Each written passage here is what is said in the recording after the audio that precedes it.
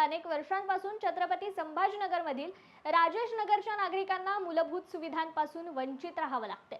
या भागात रस्ते नसल्याने नागरिकांना चिखलातून मार्ग काढावा लागतोय। सन 2016 पासून बीड बायपासचा हा संपूर्ण परिसर मनपा हद्दीमध्ये समाविष्ट केला असून इथले नागरिक विविध प्रकारच्या करांचा भरणा देखील करतात। नागरिकांना मूलभूत सेवा सुविधा देण्याची प्रशासनाची जबाबदारी असताना याकडे दुर्लक्ष होते। गेल्या 6 वर्षांपासून येथील नागरिक प्रशासन आणि स्थानिक लोकप्रतिनिधींकडे सातत्याने रस्त्यांच्या मागणीसाठी निवेदन देत आहेत। मात्र सगळ्यांनीच या गोष्टीकडे दुर्लक्ष केल्याने संतप्त झालेल्या स्थानिकांनी आंदोलनाचं नमस्कार, मी सचिन जगताप। मी या राजेश नगरमध्ये गेले 6-7 वर्षापासून राहतोय। या ठिकाणी अनेक समस्या आहेत। या समस्यातली सगळ्यात महत्त्वाची आता जे आपण पाहतोय की गेली 4 महिन्यापासून म्हणजे पावसाळा सुरू झाला की पुढचे 3-4 महिने आपल्याला या रस्त्याची समस्या आपल्याला खूप मोठ्या प्रमाणामध्ये भेडसावते।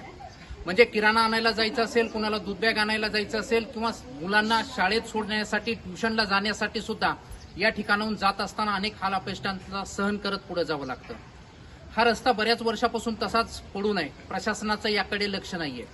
पाण्याचं जर जार आला तर पाण्याचा जार सुद्धा खांद्यावर घेऊन बाहुबलीसारखं आपल्याला पुढे जावं लागतं। म्हणजे ही वेळ प्रशासनानं आमच्यावर आणलेली आहे। आम्ही ज्या गावातून आलोय त्या गावात सुद्धा याच्यापेक्षा चांगले रस्ते आपल्याला पाहायला मिळत आहेत।